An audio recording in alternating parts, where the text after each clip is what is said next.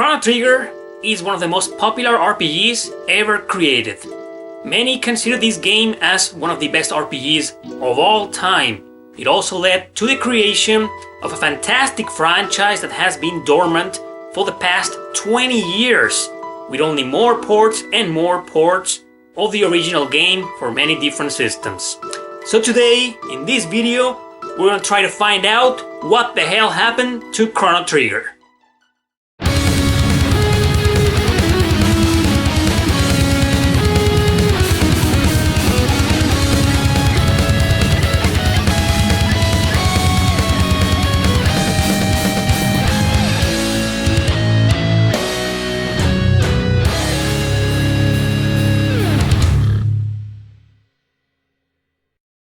In 1992, Hironobu Sakaguchi made a trip to the US to research computer graphics, alongside Dragon Quest series creator Yuji Horii and longtime collaborator Akira Toriyama. The three of them came up with a new idea that no one had ever done before. This idea, of course, was Chrono Trigger. After an entire year of trying to conceive the project and fund it, Kazuhiko Aoki from Squaresoft decided to pitch in as producer. The company also designated Masato Kato to be the main scriptwriter of the game, along with Yasunori Mitsuda as the main composer, with Final Fantasy series musician Nobuo Uematsu as supervisor. Chrono Trigger was developed in 1993 and released 2 years later in 1995 for the Super Nintendo. It was a commercial success and a revolutionary RPG that contributed in big part to new ideas of development for future games in the genre. Its influence became legendary, and it is still considered by many as one of the best RPGs of all time. It was later ported to the PlayStation with Final Fantasy IV as Final Fantasy Chronicles in 2001, then on the Nintendo DS in 2008, where it also met a critical reception, finally to PC and mobile devices years later. So with the success of something this big, the potential of starting a new series and creating a whole new franchise was completely accepted by Squaresoft. However, the first idea that came into mind, strangely, was proposed by Masato Kato himself, but as a spin-off.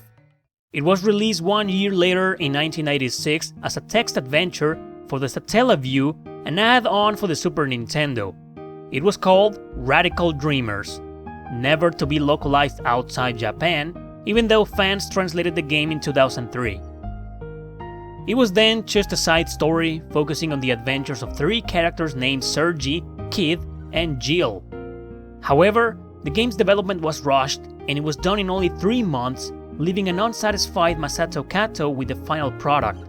Still, there was no sequel to Chrono Trigger.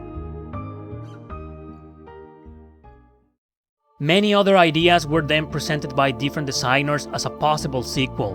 One such idea was Xenogears, conceived by Tetsuya Takahashi, who had been the graphic director of Chrono Trigger, but was later scrapped and redone into its own game. Finally, in 1998, Squaresoft, Masato Kato, and Hiromichi Tanaka, who became the idea's new producer, conceived Chrono Cross. It was released on the PlayStation in 1999. However, it was not a direct sequel to Trigger, nor was it Chrono Trigger 2 by any means. It was in fact the real and true Radical Dreamers project that Kato had envisioned before. Kato even directed the game himself and told many times that even though it was connected to Trigger to some extent, acting as an indirect sequel, Chrono Cross was still its own game.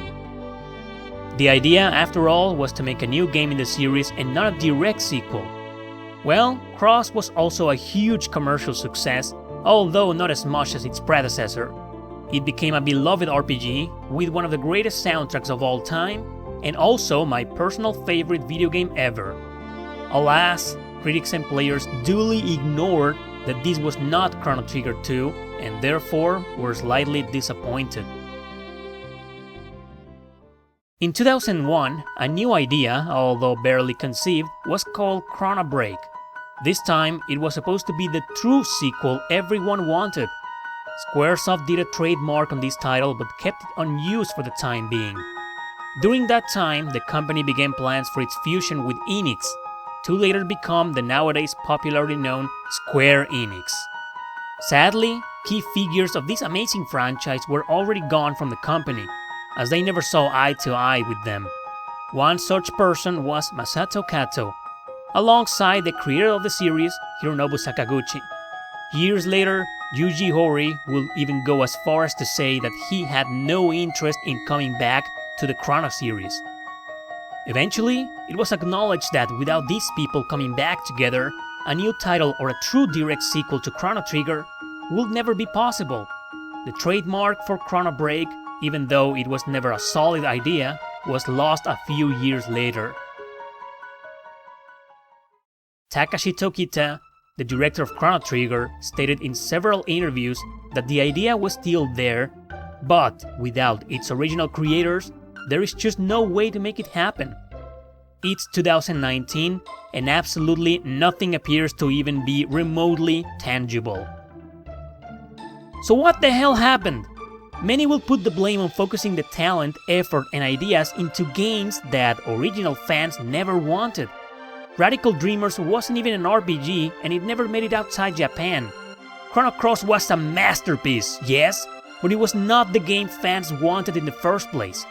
Because the truth is that new titles in the series will be a well-accepted idea by the general public, that's for sure. But with so many gamers out there wanting a direct continuation of the story and characters they knew and loved, Square Enix is in a bind.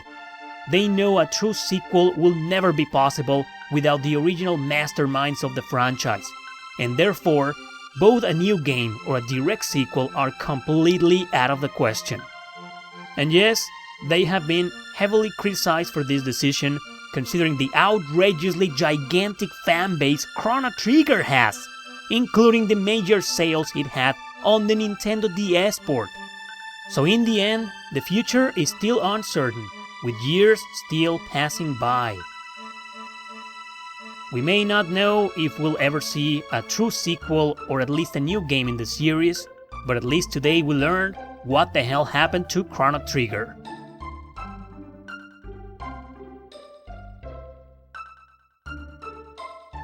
So that's it, guys. That's what I think happened to Chrono Trigger. And me, I am such a big fan, huge fan of Chrono Cross, as it's my favorite RPG of all time. So I would love for a new comeback to this series. But that's just not gonna happen. Not even a new game, not even a direct true sequel to Chrono Trigger.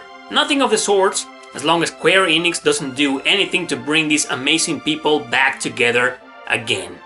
Square Enix. But that's just my opinion. Anyway, guys, I have an announcement to make.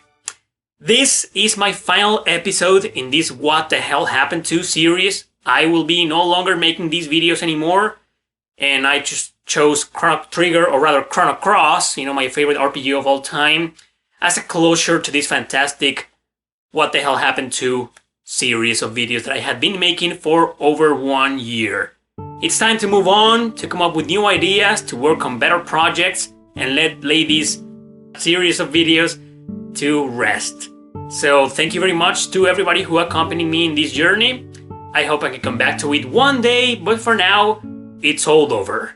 As usual, thank you very much for your support and for watching this amazing series. I love making all of these great videos. Thank you guys for watching. Don't forget to subscribe and share this video, this final video, with your friends. See you next time!